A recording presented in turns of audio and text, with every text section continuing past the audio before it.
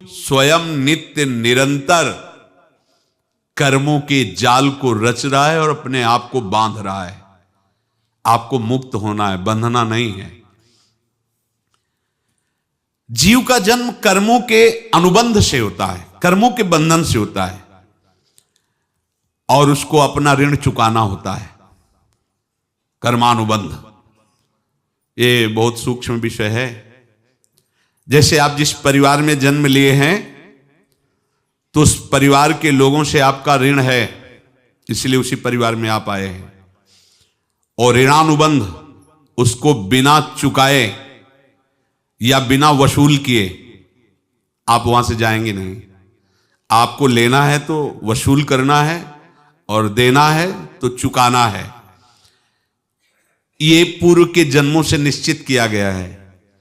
जैसे किसी के यहां पुत्र हुआ, जन्म से ही पैसा खर्चा शुरू हुआ, जो बड़ा हुआ तो उद्दंडता के द्वारा मार पूरे परिवार को क्लेश पर क्लेश देता चला जा रहा है। ये तुम्हारे कर्म का फल है। या ऐसे शक्तिहीन बुद्धिहीन ऐसे पागल पूरे जीवन सेवा करो, तुमसे अपना हिसाब चुकाने के लिए वो आया है।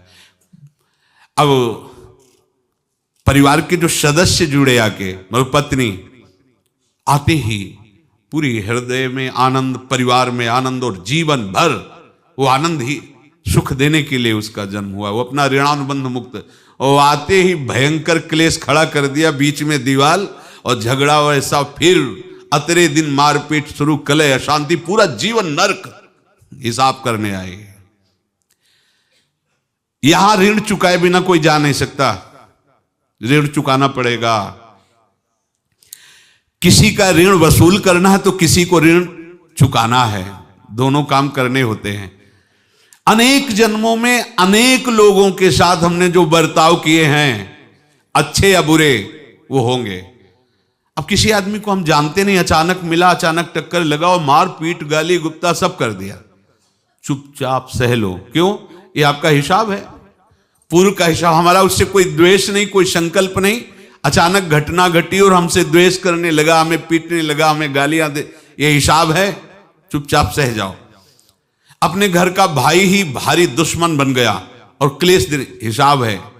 एक प्रभुदत्त ब्रह्मचारी जी की वाणी में पढ़ा था, एक महात्मा जी भ्रमण करते थे तो उस समय असरफियां चलती थी, मोहरे असरफियां, तो उनको भेंट में देते लोग। तो या तो ठाकुर सेवा में लगे तत्काल,